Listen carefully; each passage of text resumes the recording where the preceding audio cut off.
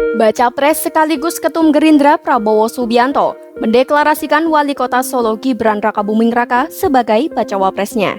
Pengumuman ini disampaikan di kediaman Prabowo, Jakarta Selatan pada Minggu 22 Oktober 2023 malam. Dengan adanya momen tersebut, siapa sangka karir politik Gibran ternyata melejit secepat itu. Bagaimana tidak, ia hanya membutuhkan waktu 2 tahun menjadi wali kota sebelum akhirnya diusung menjadi cawapres.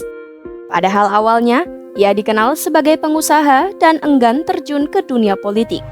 Gibran bahkan pernah mengaku lebih suka berkecimpung di dunia usaha. Ia beranggapan bahwa sebagai pengusaha, ia dapat memberikan kontribusi ke masyarakat tanpa harus terjun ke politik. Namun pernyataan itu bertolak belakang dengan karir politiknya saat ini.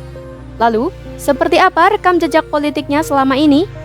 Pada 2020, Gibran mengawali keseriusannya di dunia politik dengan menemui FX Hadi Rudiatmo.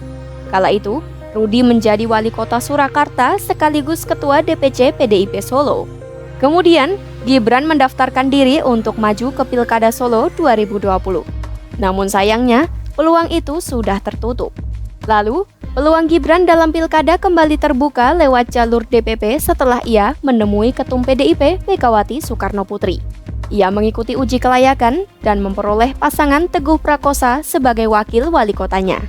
Pasangan itu kemudian meraih kemenangan di Pilkada Solo 2020. Keduanya pun dilantik pada Februari 2021 sebagai wali kota dan wakil wali kota Surakarta untuk periode 2021 hingga 2024.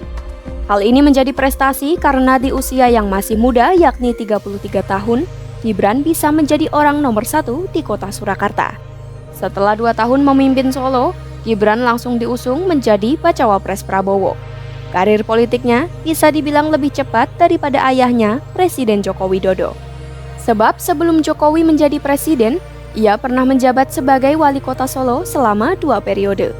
Lebih tepatnya, yakni dari tahun 2005 hingga 2017. Bahkan, sebelum menjadi presiden, Jokowi terlebih dahulu menjabat sebagai Gubernur DKI Jakarta pada 2012 hingga 2017. Di sisi lain, saat Gibran resmi didapuk sebagai bacawa pres, ia dinilai melakukan manuver politik. Sebab, Gibran berasal dari PDIP yang mengusung Ganjar Pranowo sebagai baca pres di Pilpres 2024. Sementara pasangannya Prabowo merupakan oposisi dari PDIP yang diusung oleh KIM. Karir politiknya menuai pro kontra sebab ia melejit menjadi bacawa pres secepat kilat. Kalau menurut sahabat Kompas.com, bagaimana nih?